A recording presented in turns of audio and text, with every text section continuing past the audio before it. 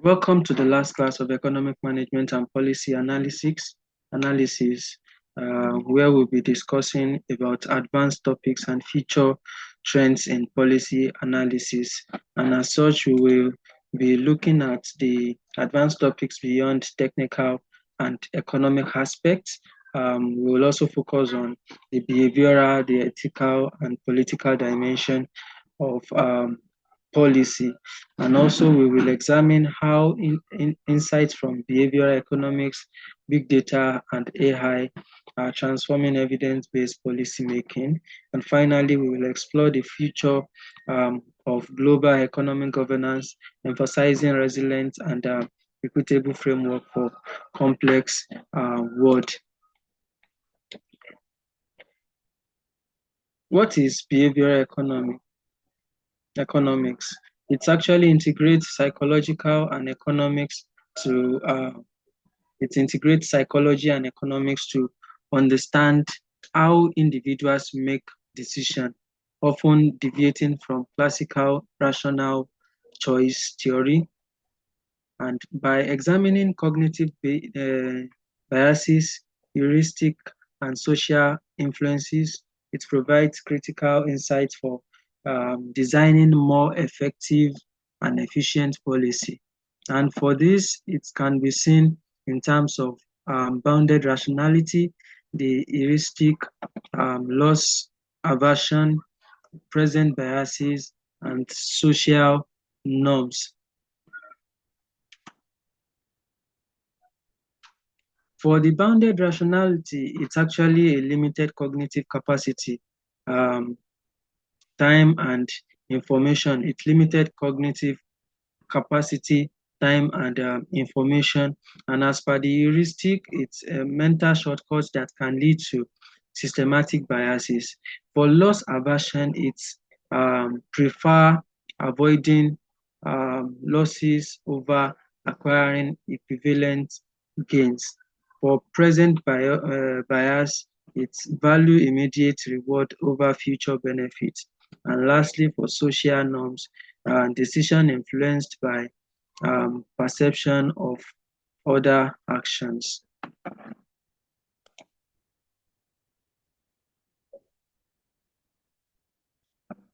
You have the behavioral insights as per the policy implication, and behavioral insight helps policy makers design intervention that account for actual human behaviors rather than idealized rational choices. And for this, we have the nudging, which is a small, low-cost intervention guiding behavior without restriction or restricting choice.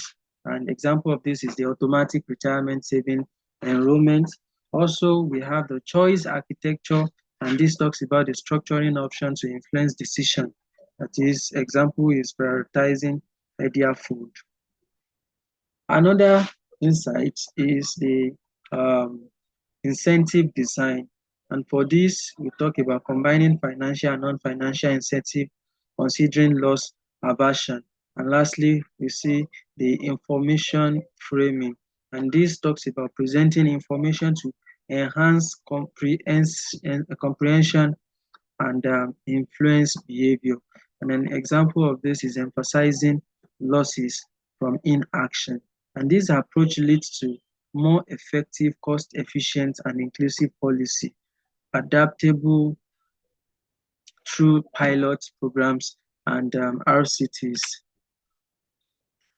Looking at the aspect of the big data and AI in policy analysis, the rise of big data and AI in transforming policy analysis, enabling policymakers to leverage vast data volume and advanced analytical techniques for informed evidence-based decision making.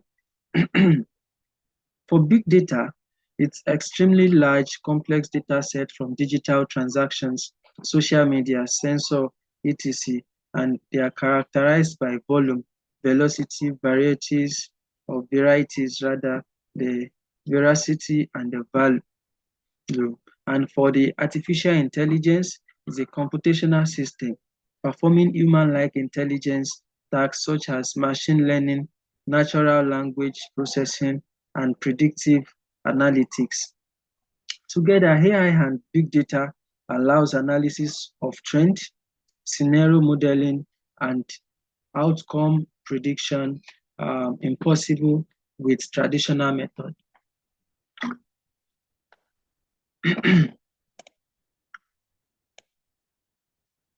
What is the application of big data and AI in policy? Advanced analytical tools enhance policy design, implementation and evaluation, improving decision making and resource optimization. And in applying it to policy, we could see on the aspect of predictive analytics, and this offers forecasting trends. Example include the unemployment, disease spread, to inform proactive policy. Yes, so another aspect of big data and AI is the evidence-based decision making. And as it pertains to policy, using the empirical data for policy formulation and enhancing transparency and accountability. So the empirical data are used for policy formulation, which enhance transparency and accountability. And under the policy simulation and scenario modeling, exploring it helps in exploring potential effects of interventions, assessing risk and unintended consequences. And for targeted intervention, um, it is identifying specific population or region for focused policy support. Example include the social welfare program. And lastly is the monitoring and evaluation, that is tracking policy implementation and outcome in near real time for timely corrective actions. We have the ethical and political dimension of policy making also as it pertains to trends, future trends in policy. For policy making, uh, it's deeply ethical and political, involving trade-offs between competing value and interest.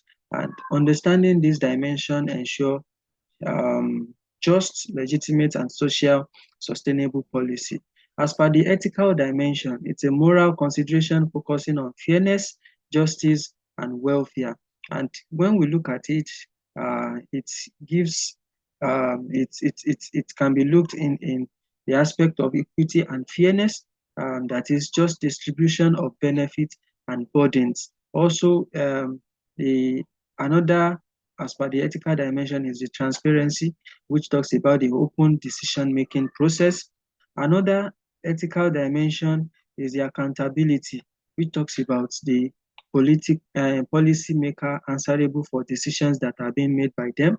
And another is the responsibility, which talks about acknowledging long-term societal impact. We have the political dimensions, which deals with the influencing which influences power dynamics, stakeholders' interests, and institutional structures. And this can be seen in the power and influence as per shaped by actors, lobbying, uh, groups, elites, and so on. Also, for conflict of interest, we have the competing priority requiring negotiation, and also for institutional context, it's we can see it as per the governance structure, bureaucratic capacity, and lastly, under the political dimension, we see the public opinion as per citizen engagement and electoral pressure. And these are actually well explained in the notes. We have the future of global economic governance. And when we talk about the future, global economic governance guides international activities through institutional framework and cooperative mechanism. And it must adapt to emerging challenges for resilience, inclusive, and sustainable global growth.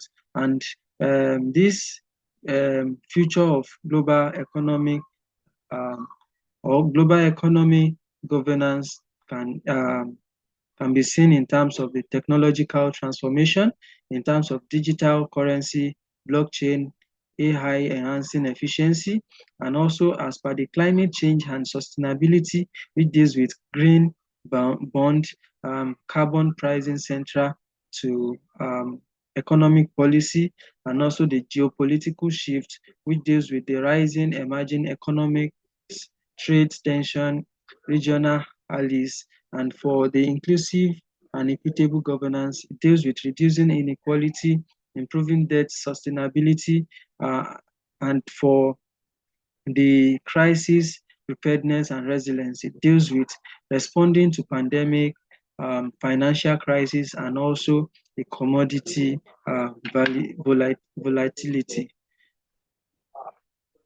In conclusion, advanced policy analysis integrates behavioral insights, big data, AI, and comparative framework to enhance effectiveness and equity. And we've looked into the behavioral economics, which offers tools for intervention aligned with human behaviors. And also, we've looked at the big data and AI, which enables predictive analysis and targeted implementation. We've also looked at the ethical and political dimension, which ensures fairness and legitimacy. So future global economic governance must adapt to technological disruption, the climate change and geopolitical shifts, requiring strengthened multilateral institution and collaborative strategy for a just and resilient 21st century.